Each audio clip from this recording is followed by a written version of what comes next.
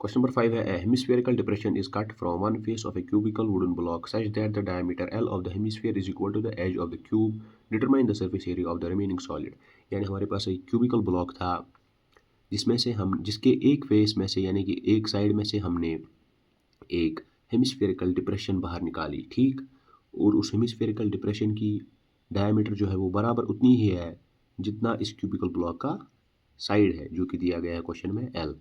अब हमें बताया गया है determine the surface area of the remaining solid. सबसे पहले जो क्वेश्चन में दिया गया है वो लिखेंगे diameter of the hemisphere is equal to the side of the cube. ये क्वेश्चन में दिया गया है जो कि कितना है L। उसके बाद अगर हमें रेडियस ऑफ द हेमिस्फीयर निकालना होगा तो डायमीटर ऑफ द हेमिस्फीयर जो है उसको डिवाइड बाई 2 करेंगे तो L/2 आ जाएगा। तो क्वेश्चन में जो बताया गया था निकालने के लिए surface area of the remaining solid, वो हम कैसे निकालेंगे। सबसे पहले हम निकालेंगे total surface area of the cube. लेकिन जब हम total surface area of the cube निकालेंगे उसके बाद हम निकालेंगे curved surface area of the hemispherical depression, ठीक। लेकिन जो हमने हेमिस्फेरिकल डिप्रेशन रखी यहाँ पर उसकी वजह से जो है, जो हमने एक साइड पे हेमिस्फेरिकल डिप्रेशन रखी है निकाली है यहाँ पर बाहर, मान लीजिए ये वो साइड है क्यूब का जिसमें से हमने हेमिस्फेरिकल डिप्रेशन बाहर निकाली है। तो हमने जब पहले total surface area of the cube निकाला उसमें से सारे साइड्स इंक्लूड हो गए, लेकिन ये वाला जो साइड है इसमें हमने जो curved surface area of the hemisphere निकाला है उसकी वजह से, इस हेमिस्फीयर की वजह से जो है टॉप वाला साइड जो है क्यूब का वो हट गया है। ये वाला पोर्शन जो है टॉप वाले साइड का, जिस साइड से हमने हेमिस्फेरिकल डिप्रेशन बाहर निकाली, ये वाला पोर्शन जो है उस क्यूब का वो हट गया है। यानी कि हमें ये वाला एरिया जो है उस साइड का माइनस करना है, क्योंकि ये वाला एरिया कौन कवर करता है, ये कवर करता है हेमिस्फेरिकल डिप्रेशन जो हमने बाहर निकाली है। तो हम लिखेंगे कुछ इस तरीके से surface area of the remaining solid is equal to surface area of cube plus करेंगे हम कर्व्ड सरफेस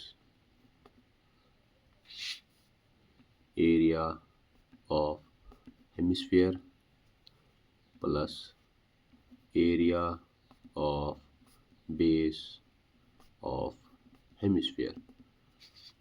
तो surface area of the cube कितना होता है 6 into side square plus curved surface area of the hemisphere कितना होता है 2 pi are square minus area of the base of the hemisphere कितना होगा, यानी सर्कल का एरिया कितना होगा पाई आर स्क्वायर।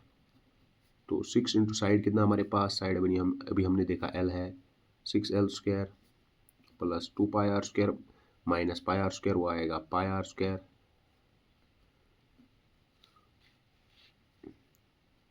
हमने अभी ऊपर देखा यहाँ पर R जो है वो है L/2, तो यहाँ पर हम R की जगह लिखेंगे L/2 पाई L/2 का होल स्क्वायर।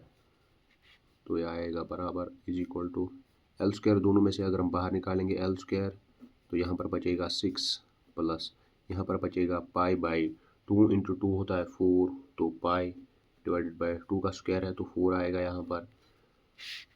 तो जब हमें फर्दर सॉल्व करेंगे तो L स्क्वायर बाहर ही रहेगा, 6 4 24, यहाँ पर 1 है नीचे ऐसे लगा सकते हैं हम, 1 into pi is equal to pi plus pi divided by 4 into 1 is 4।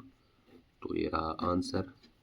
इसको आप स्क्वायर यूनिट्स भी लिख सकते हैं एंड में स्क्वायर यूनिट्स, क्योंकि हमें क्वेश्चन में यूनिट्स नहीं दिए गए थे और हमें निकालना था सरफेस एरिया।